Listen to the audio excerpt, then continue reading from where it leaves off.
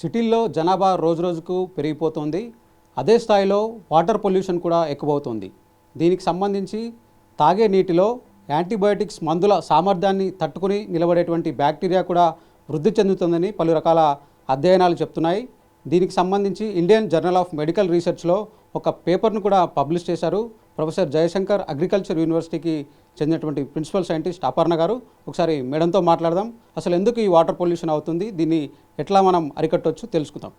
Madam చెప్పండి, మీరు ఒక పేపర్ని పబ్లిష్ చేశారు.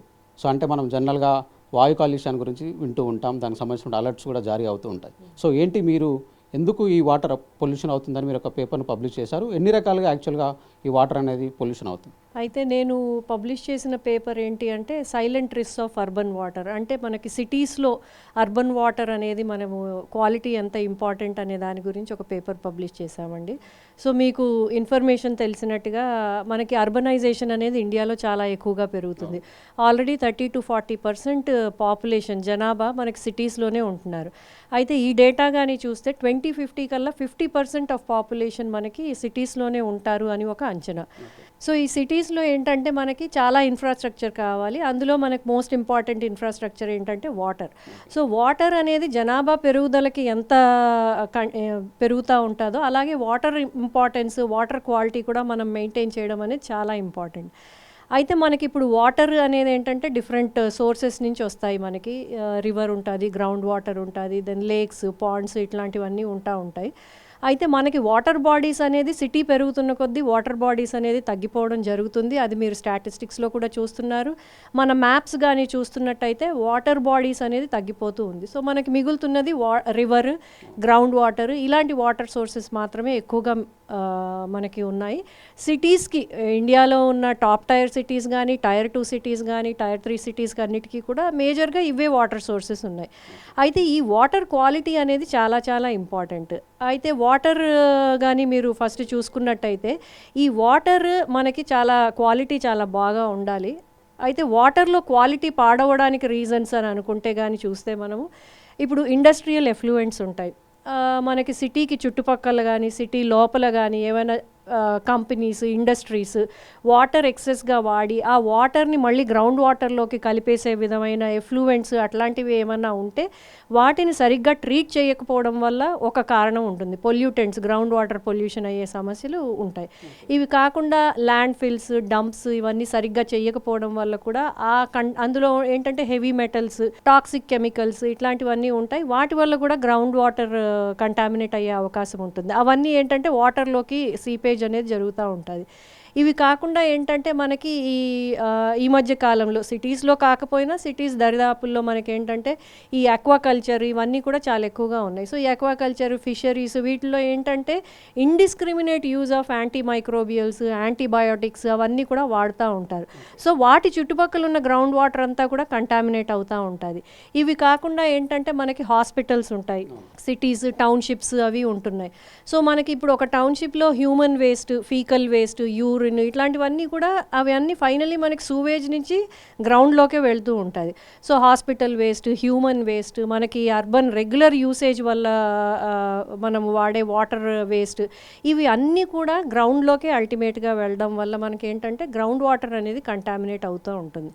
అయితే మనము ఈ గ్రౌండ్ వాటర్ అనేది కంటామినేట్ అవ్వింది అని అంటే వాటి రెమిడియేషన్ చేసుకోవడం చాలా ఇంపార్టెంట్. అయితే ఇప్పుడు మనకి వాటర్ అనేది ఎట్లా వస్తుంది అని అంటే మనకి మున్సిపల్ సర్వీసెస్ లేకపోతే బోర్ నుంచి వస్తుంది. సో మున్సిపల్ సర్వీసెస్ నుంచి వచ్చే వాటర్ యూజువల్గా వాళ్ళకి బ్యూరో ఆఫ్ ఇండియన్ స్టాండర్డ్స్ వాళ్ళ ప్రకారంగా వాళ్ళు అన్నీ కూడా టెస్ట్ చేసి మనకి పంపిస్తూ ఉంటారు. సో ఇప్పుడు అందులో వాటర్ క్వాలిటీ టెస్ట్ అన్నట్టు చూస్తే అవి కానీ చూస్తే మనకు 4 రకాలు ఉంటాయి.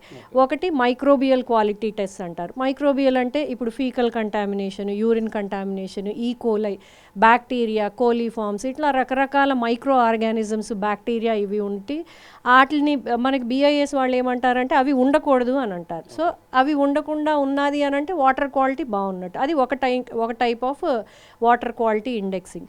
అలాగే రెండోది ఏంటంటే మనకి ఫిజికల్ అండ్ ఎస్థెటిక్ క్వాలిటీ, అంటే మనకి వాటర్ చూడడానికి క్లియర్గా ఉందా, టర్బిడిటీ, హార్డ్నెస్, పీహెచ్, టేస్ట్, ఓడర్, వాటర్లో ఏమైనా స్మెల్ ఉన్నదా, ఇవన్నీ ఎస్థెటిక్ క్వాలిటీస్. ఇవి ఇంకొక టైప్ ఆఫ్ క్వాలిటీ.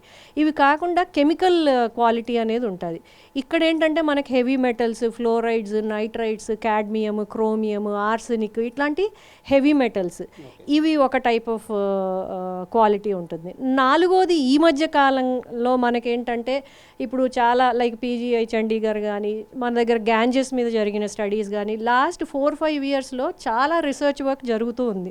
ఈ రీసెర్చ్ వర్క్లో ఏం చెప్తున్నారు అంటే మన దగ్గర ఫర్ ఎగ్జాంపుల్ రివర్స్లో ఫ్లో అయ్యే వాటర్ కొన్ని స్టడీస్లో చేశారు. వాళ్ళు ఏం చేశారంటే ఆ రివర్ ఆరిజిన్ నుంచి సముద్రంలో కలిసే వరకు చాలా మల్టిపుల్ లొకేషన్లో వాటర్ కలెక్ట్ చేసేసి ఆ వాటర్ శాంపిల్స్లో వాళ్ళు ఏం చేశారంటే ఏఎంఆర్ అంటే anti microbial resistant jeans, antibiotic resistance jeans అవి ఉన్నాయా లేదా అనేవి ఈ మధ్యకాలంలో ఇండియాలో కొన్ని స్టడీస్లో చేయడం జరిగిందండి. చాలామంది రీసెర్చర్స్ ఈ ఏరియాలో ఆల్రెడీ వర్క్ చేస్తూ ఉన్నారు.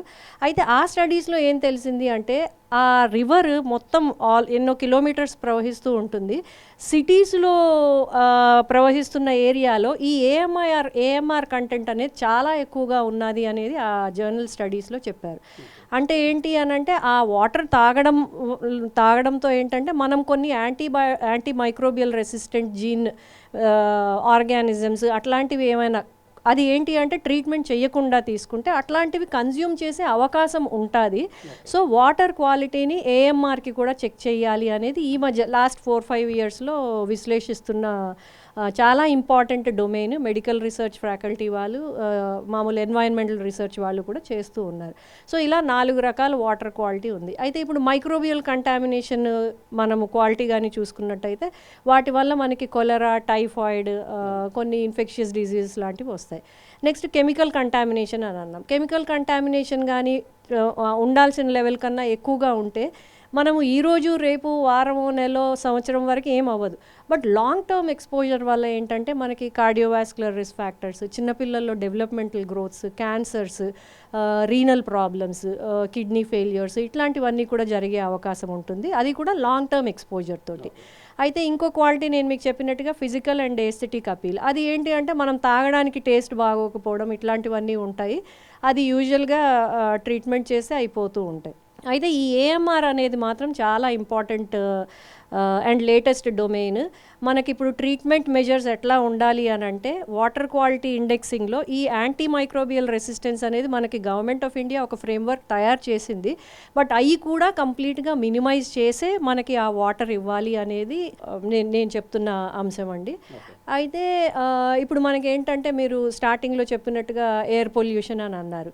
మనకి ఇండియాలో ఎయిర్ క్వాలిటీ ఇండెక్సింగ్ అనేది చాలా బ్యూటిఫుల్గా దాన్ని తీసుకొని వచ్చారు. ఇప్పుడు మీరు మెట్రో సిటీస్లోకి వెళ్ళారంటే ఎలక్ట్రానిక్ హోర్డింగ్స్లోని, అలాగే మనకి ఇప్పుడు ఎయిర్ క్వాలిటీ ఇట్లా ఉంది, పువర్ ఉంది, బ్యాడ్ ఉంది, సివియర్ ఉంది ఆర్ గుడ్ ఉంది అనేది కొన్ని అనాలిసిస్ చేసి వాళ్ళు ఎయిర్ క్వాలిటీ ఇట్లా ఉన్నది అనేది పబ్లిక్ డొమైన్లో పెడుతున్నారు. అలాగే మనం వాటర్ క్వాలిటీ కూడా, ఇప్పుడు మనం వాటర్ క్వాలిటీ అనేది అది మున్సిపల్ సర్వీస్, పబ్లిక్ హెల్త్ అనేది అది medical and public health domain, రెండు వేరు డొమైన్స్. సో మనకి ఇప్పుడు పొల్యూషన్ కంట్రోల్ గురించి, ఎయిర్ క్వాలిటీ ఇండెక్సింగ్ గురించి మనకి ఎట్లా పబ్లిక్ డొమైన్లో ఇన్ఫర్మేషన్ ఉన్నదో అలాగ మనకి వాటర్ క్వాలిటీది కూడా ఏదైనా ఇంటగ్రేషన్ ఫ్రేమ్వర్క్ అలా ఏమైనా వర్కౌట్ చేసి వాటర్ క్వాలిటీ కూడా మనకి అట్లీస్ట్ పబ్లిక్ డొమైన్లో కాకపోయినా హెల్త్ అథారిటీస్ వాళ్ళకి రెగ్యులర్గా డిసెమినేషన్ అనేది జరిగితే, ఇప్పుడు వర్షాకాలంలో వచ్చే ప్రాబ్లమ్స్, లేకపోతే ఏదైనా కొన్ని ఏరియాస్లో ఈ హెవీ మెటల్ కంటామినేషన్ ఎక్కువ ఉందని కానీ, లేకపోతే ఏదైనా ఏరియాస్లో ఈ ఏఎంఆర్ ప్రాబ్లం ఎక్కువగా ఉంది అన్నప్పుడు ఏంటి అని అంటే ఇంకా కొంచెం ప్రికాషియస్గా దాని ట్రీట్మెంట్, కంటామినెంట్స్ రెడ్యూస్ చేయడం, వాటర్ క్వాలిటీ ఇంప్రూవ్ చేయడం లాంటివి చేసే అవకాశం ఉంటుంది. కాబట్టి ఆ ఇంటగ్రేషన్ ఎలా అయితే మనం ఎయిర్ క్వాలిటీ ఇండెక్సింగ్ చేసామో వాటర్ క్వాలిటీ ఇండెక్సింగ్ కూడా చేసి అది ఏంటంటే between municipal authorities, public health authorities వాళ్ళకి కూడా డిస్ట్రిబ్యూషన్ ప్లస్ పబ్లిక్ డొమైన్లో ఉంచడం వల్ల చాలా బెనిఫిట్ ఉంటుంది. అంటే prevention is better than cure అనే దానికి అది చాలా బాగుంటుందండి. ఇది కాకుండా ఏంటి అని అంటే అలాగ మనకి వాటర్ క్వాలిటీ డేటా కానీ పబ్లిక్లో, జనరల్ పబ్లిక్లో మనకి తెలిస్తే త్రూ వాట్ ఎవర్ డొమైన్ తెలిస్తే కానీ పబ్లిక్ కూడా చాలా జాగ్రత్త పడతారు. లైక్ సే ఫర్ ఎగ్జాంపుల్ ఇప్పుడు వర్షాకాలం వాటర్లో కంటామినేషన్ కొంచెం ఎక్కువగా ఉంది, మనం అవేర్నెస్ క్రియేట్ చేయొచ్చు. ఈరోజు వాటర్ క్వాలిటీ ఇట్లా ఉంది, మీరు దీన్ని బాయిల్ చేయండి, లేకపోతే దాన్ని మీరు స్టెరిలైజ్ చేసుకోండి, వాటర్ని ఇట్లాగా మీరు డిస్ఇన్ఫెక్షన్కి ఇలాగ చేసుకోవాలి మీరు అనే ఒక అవేర్నెస్ క్రియేట్ చేయొచ్చు. అలాగే మనం ఒక పర్టికులర్ ఏరియాలో కానీ వాటర్ క్వాలిటీ కొంచెం ప్రాబ్లం ఉన్నది, ఒక సిటీ అంటే చాలా ఏరియాస్లో వాటర్ ఉంటుంది, సో ఒక ఏరియాలో ఏదైనా కొంచెం కంటామినేషన్ ఉన్నది అని అంటే ఈ మనం వాటర్ క్వాలిటీ ఇండెక్సింగ్ అనేది మనకి ఇన్ఫర్మేషన్ మనకి రెగ్యులర్గా తెలుస్తూ ఉంటే ఆ ఏరియాలో ఇంకొంచెం బెటర్ ప్రివెంటివ్ మెజర్స్ కానీ తీసుకున్నట్టయితే మనకేంటంటే కొన్ని ప్రాబ్లమ్స్ రాకముందే మనం అరికొట్టచ్చు.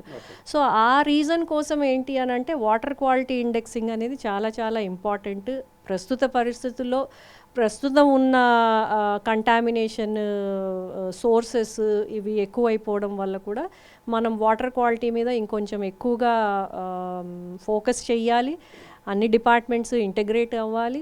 ఆ వాటర్ క్వాలిటీ ఎలా ఉన్నది అనేది ప్రజలకు కూడా తెలియాలి, అవేర్నెస్ కూడా క్రియేట్ అవుతూ ఉండాలి. అలా చేయడం వల్ల ఏంటి అని అంటే మనం తాగే వాటర్ స్పెషలీ సిటీస్లో వాటిలో ఎక్కువ ఇష్యూ ఉన్నది కాబట్టి వాటర్ క్వాలిటీ కొంచెం బెటర్గా ఉన్నది and we can safely drink water అనేది మనకి తెలుస్తుంది అనేది మేము రాసిన పేపర్. ఇది ఒక పర్స్పెక్టివ్ ఆర్టికల్, ఇలా ఉంటే బాగుంటుంది అని చెప్పి మేము చెప్పడానికి ట్రై చేసాం. సో మేడం, అంటే మీరు పబ్లిష్ చేసినటువంటి ఈ పేపర్లో ఇంకొక అంశం కూడా ఉంది. ఏదైతే ఈ తాగునీటి సప్లై చేసేటువంటి పైపులు ఉంటాయో సో వాటి వల్ల కూడా ఈ వాటర్ కంటామినేట్ అవుతుంది, వాటర్లో కూడా బ్యాక్టీరియా వృద్ధి చెందుతుంది అని చెప్పారు. సో జనరల్గా అక్కడ ఎట్లా జరుగుతుంది? అయితే ఇప్పుడు మనకి ఏంటంటే వాటర్ మీరు చూసినట్టయితే మనకి సమ్మర్ సీజన్లో మనకి కంటిన్యూస్ వాటర్ సప్లై ఉండట్లేదు, అది అందరికీ తెలిసిన విషయమే. అది చాలా సిటీస్లో మెట్రో సిటీస్లో ఇది ఉన్న ప్రాబ్లమే. మనకి సమ్మర్ సీజన్లో గ్రౌండ్ వాటర్ తగ్గిపోవడం వల్ల రిజర్వాయర్స్లో వాటర్ తక్కువ ఉండడం వల్ల వాటర్ సప్లై అనేది మనకి కంటిన్యూగా ఉండదు. అయితే వాటర్ సప్లై కంటిన్యూగా ఉండకపోవడం వల్ల ఏమవుతుంది, ఆ వాటర్ తీసి వచ్చినప్పుడే తీసుకోవడం, వాటర్ని స్టోరేజ్ చేసుకోవడం అనేది చాలా కామన్ ప్రాక్టీస్. అయితే మనకి హీట్ టెంపరేచర్స్ యూజువల్గా ఇది సమ్మర్లో అవుతుంది. సమ్మర్లో టెంపరేచర్స్ మనకి 30 to 40 degrees, some times up to 45 degrees కూడా వెళ్తుంటాయి. వాటర్లో కానీ ఏమైనా బ్యాక్టీరియా ఈ మనకి కోలీఫార్మ్స్ ఇట్లాంటివి ఏమైనా కానీ ఉన్నాయి అని అంటే ఆ టెంపరేచర్లో వితిన్ 20 to 30 minutes మల్టిప్లికేషన్ అనేది కూడా స్టార్ట్ అయిపోతుంది. అలాంటప్పుడు ఏంటి అని అంటే వాటర్ మనకి it can become a source of problem. So ఆ రీజన్ కోసం ఏంటంటే ఒకటి ఇంటర్మీడియట్ సప్లై కాకుండా ఒక నామినల్ ప్రెషర్ తోటి వాటర్ కంటిన్యూస్ సప్లై చేయగలిగితే అది మనకి స్టోరేజ్ సమస్యలు తగ్గుతాయి, దానివల్ల మనకి కొన్ని వాటర్ ప్రాబ్లమ్స్ కూడా తగ్గుతాయి. ఇవి కాకుండా ఏంటంటే clear demarcation between sewage pipe lines అలా చేయడం వల్ల మనకి ఏంటంటే వాటర్ కంటామినేషన్ అనేది చాలా వరకు తగ్గుతూ ఉంటుంది. చాలా సిటీస్లో మనం న్యూస్ పేపర్స్లో వాటిల్లో కూడా చూస్తూ ఉంటాం, డ్రైన్ పైప్ లైన్ వాటర్లో కలవడం వల్ల మనకి కొలెరా వచ్చింది, లేకపోతే డయేరియా, డిసెంట్రీ లాంటి ప్రాబ్లమ్స్ వచ్చాయి అని అంటారు. సో చాలా క్లియర్గా డిమార్కేషన్ ఉండాలి. Municipal water waste water, then అలాగే సూవేజ్ వాటర్, డ్రింకింగ్ వాటర్, ఇవన్నిటికీ చాలా క్లియర్గా డిస్క్రిప్షన్ ఉండాలండి. అండ్ ఆప్టిమల్ ప్రెషర్తో వాటర్ సప్లై కంటిన్యూస్గా కానీ ఇవ్వగలిగితే దానివల్ల కూడా సగం సమస్యలు అనేది మనకి తగ్గుతూ ఉంటాయి. సో అది ఒక way of reducing storage and thereby మనకి ఏంటి అని అంటే ఈ పక్క పైప్ లైన్స్ ఉండడం వల్ల ఇలాంటి కంటామినేషన్ ఇష్యూస్ కూడా తగ్గడం జరుగుతుందండి. సో జనరల్గా మనకు ఏమైనా ఇన్ఫెక్షన్లు వచ్చినప్పుడు మనం యాంటీబయాటిక్స్ అనేవి వాడుతూ ఉంటాం. సో దీన్ని ఇప్పుడు వచ్చేటువంటి బ్యాక్టీరియా యాంటీబయాటిక్స్ని కూడా తట్టుకుంటుంది అని చెప్తూ ఉన్నారు. సో ఎన్ని రోజుల పాటు అలవాటు పడితే మన సామర్థ్యం అనేది తగ్గిపోయేటువంటి అవకాశం ఉంటుంది? అయితే ఇప్పుడు వరకే నేను మీకు చెప్పినట్టుగా ఇవన్నీ లేటెస్ట్ ఇన్ఫర్మేషన్ మనకు వస్తుంది. లాస్ట్ 4-5 yearsలోనే ఈ డేటా అనేది మనకి ఇండియన్ వాటర్ మీద డేటా అనేది కొన్ని పబ్లికేషన్స్ వచ్చినాయి. అయితే వాళ్ళు ఏమంటున్నారంటే ఈ ఏఎంఆర్ అనేది వాటర్లో ఉంది, బట్ అది డైరెక్ట్గా డిజీజ్ క్రియేట్ చేస్తుంది అనేది అయితే లేదు. కాకపోతే దాన్ని ఖచ్చితంగా తగ్గించాలి అనేది అయితే మనకి ఇన్ఫర్మేషన్ ఉన్నది. ఎందుకంటే వాటర్ రెగ్యులర్గా తీసుకోవడం వల్ల మనకి ఎప్పుడైనా ఫ్యూచర్లో రావచ్చు అనేది ఇది ఒక ఏంటంటే సబ్సీక్వెన్షియల్, అంటే మనకి ఫ్యూచర్లో అవే అవకాశం ఉంది, దీనివల్ల అవుతుంది అనేది అయితే కాదు. కాకపోతే ఇప్పుడున్న స్టడీస్లో వాటర్లో ఇది ఉంది అనేదే చెప్పారు.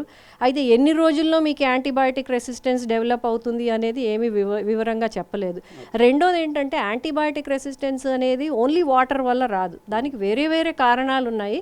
వాటర్ కూడా ఒక ట్రాన్స్మిటింగ్ సోర్స్ అనేది ఈ పబ్లికేషన్స్లో చెప్పారు ఇప్పటివరకు. సో అంటే ఇది ఓవరాల్గా చూసుకున్నట్లయితే రకరకాల కారణాల వల్ల ఈ సిటీలో ఎక్కువగా వాటర్ పొల్యూషన్ అనేది జరుగుతుందని అపర్ణ గారు అయితే చెప్తూ ఉన్నారు. ఇక ఈ వాటర్ పొల్యూషన్ను ఆపాల్సిందే, ఆపకుంటే ఖచ్చితంగా ఫ్యూచర్లో చాలా ఇబ్బందులు ఎదుర్కోవాల్సి ఉంటుంది. కలరా, డయేరియా లాంటి వ్యాధులు కూడా ఎక్కువగా వచ్చేటువంటి అవకాశం ఉంటుందని కూడా అపర్ణ గారు అయితే చెప్తున్నారు. ఎలా అయితే మనం ఎయిర్ క్వాలిటీ ఇండెక్స్కి సంబంధించి ఎప్పటికప్పుడు మనం జనాలను అలర్ట్ చేస్తున్నామో, అదేవిధంగా వాటర్ క్వాలిటీ ఇండెక్స్ లాంటి అలర్ట్స్ కూడా ఉంటే జనాలు ఎప్పటికప్పుడు కూడా అలర్ట్ అయ్యి ఆ కాలానికి తగిన విధంగా వాళ్ళు వాటర్ తాగేటువంటి అవకాశం ఉంటుంది. దానికి తగ్గ ఏర్పాట్లు కూడా వాళ్ళు చేసుకునేటువంటి అవకాశం ఉంటుందని కూడా ఆమె అయితే సూచిస్తున్నారు. వీడియో జర్నలిస్ట్ దేవదాస్తో శ్రవణ్, ఏబిఎన్ ఆంధ్రజ్యోతి, హైదరాబాద్.